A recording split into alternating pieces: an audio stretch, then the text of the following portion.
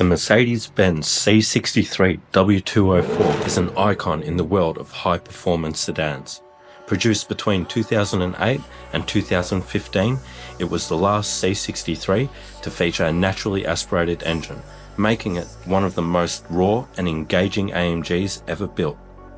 Powered by the legendary 6.2 M156 V8, this beast produces 451 horsepower and 600 Nm of torque in its standard form, with the higher trims like the 507 edition pushing up to 500 horsepower. It's known for its aggressive exhaust note, brutal acceleration, and a chassis that balances daily usability with track-capable performance. The W204 C63 is a rear-wheel drive, sending all the power through a 7-speed automatic transmission, delivering 0 to 100 in 4.4 seconds from factory. But what really sets it apart is its character.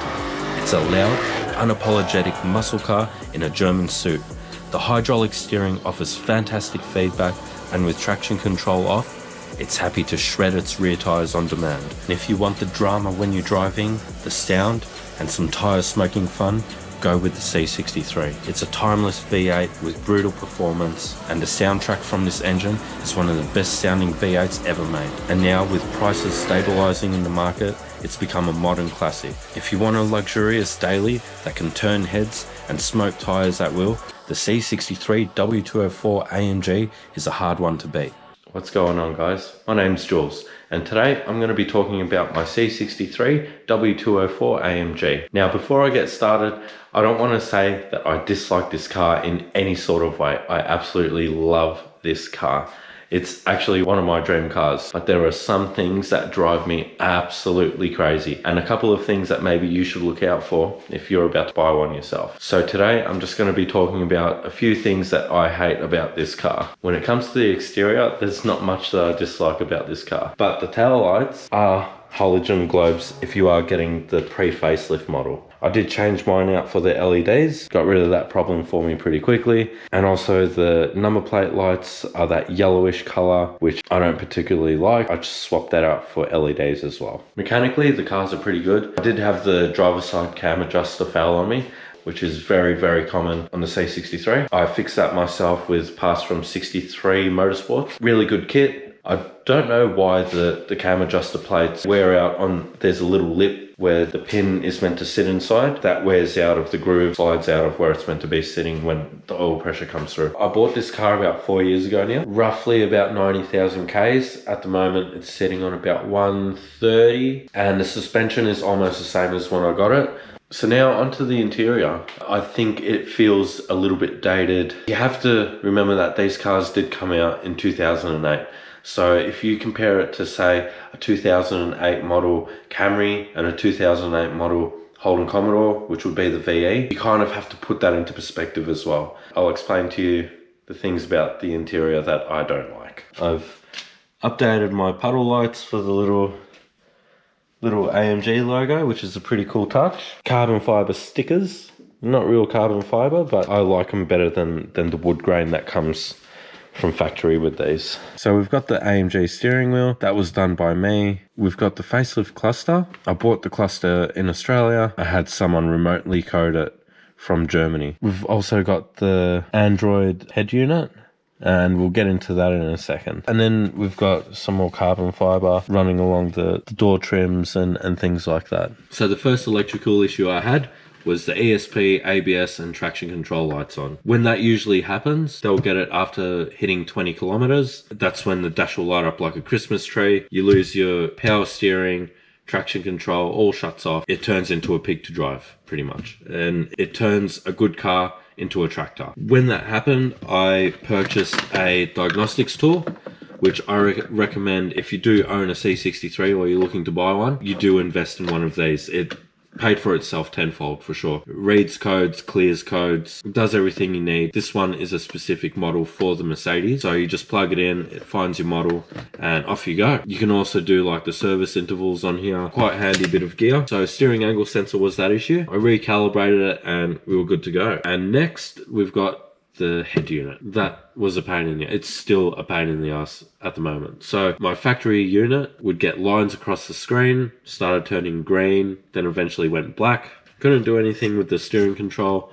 Absolutely dead. Just, it wouldn't do anything. It was either I upgrade to an Android unit and get CarPlay and all that kind of stuff, which seemed like a good idea, right? Or I go back with the factory unit and I use the CarPlay module. So CarPlay module in the factory unit, you hold the cancel button, plugs into your MMI port, and you use your scroll wheel to navigate through CarPlay and Android Auto. It worked fine. There was no issues with it. I thought maybe touchscreen would be a good, nice little feature to add to the C63. Boy, was I wrong. This Chinese piece of junk is not meant to run a car audio system. It is running hot all the time. You pretty much need the aircon on if you want it to stay on. It's got a little dongle that hangs off the end of the Android unit, and that plugs into the wiring harness from your factory stereo. This module just gets so hot, you can actually pull your vents out and reach the dongle from underneath. What I've been doing a lot, I'd pull out the air vents while I'm pulled over, and I'll give it a fiddle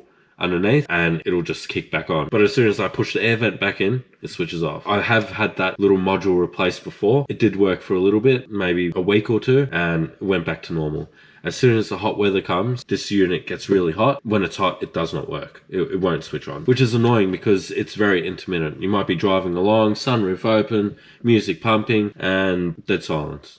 Absolute dead silence. It's so annoying. So let's talk about when I'm driving in silence. When that head unit switches off on me, there's one thing I can hear, and that's the exhaust. It is second to none. It is a beautiful note. I've got the secondary cat delete done on it. It really brings out that AMG roar. Makes it a lot louder, a lot more punchier, crackles and pops. And now back to the Christmas lights on the dash. So right now I'm dealing with it again. When I've plugged in my scan tool, it's coming up with the ABS pump. It's showing it is low voltage and there's an open circuit. So my plan of attack with this one, change the battery out first. Don't know if that's going to work, but a lot of people have cleared the traction control lights by simply just changing out their battery. Let's see if it works. If it doesn't, I'm screwed. I don't know how much that's going to cost to change the ABS pump. That doesn't pop up after 20 Ks. That, as soon as I start my car, it's right there in my face. So it's a different issue to what I had in the first place. Let's see what happens. So all those things are just electrical issues that can be solved pretty easy,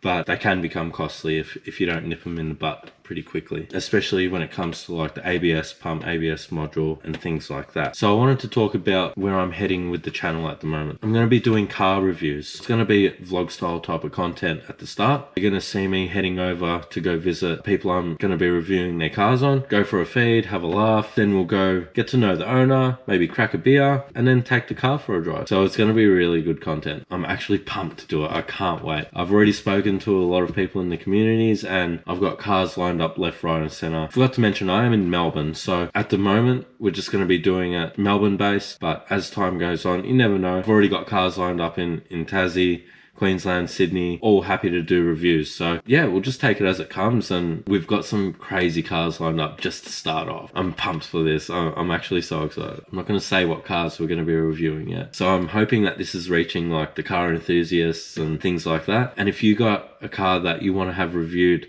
on my channel, leave a comment below. And if you're in Melbourne, I'd be more than happy to come visit you, have a feed, crack a cold one, and yeah, do a review on it and go for a cruise. And I know the reviews I'm going to be doing are going to be completely different to what you usually see on any type of social media. You can just tell by my personality that it's not going to be your average car review. And look, let's see where it takes us. And I was thinking about doing bikes as well, but I just don't know how that's going to work and look appealing for you guys. Like the vlog style would be good at the start, interview would be cool. Then what? Is it going to be like Dumb and Dumber, like me sitting on the back with the GoPro or something? No, I don't know. We'll take that as it comes. I'm going to stop saying how pumped I am before I have an aneurysm over it. So if you guys want to see any more car related videos, and if you want to follow the car reviews that we're going to be doing, subscribe to the channel. Comment below if you've got any cars in Melbourne or wherever you are in Australia. If you want to have your car reviewed, I'll make note of it and we'll chip them off bit by bit. We're going to start with Melbourne first, but obviously if we build some more car reviews to do around Australia, then I can go from state to state. We'll make this a thing, you know, we'll have fun doing it, and I'm sure you guys will enjoy the ride with me. So yeah, like the video if it's something that you're interested in, and yeah, I'll speak to you guys soon.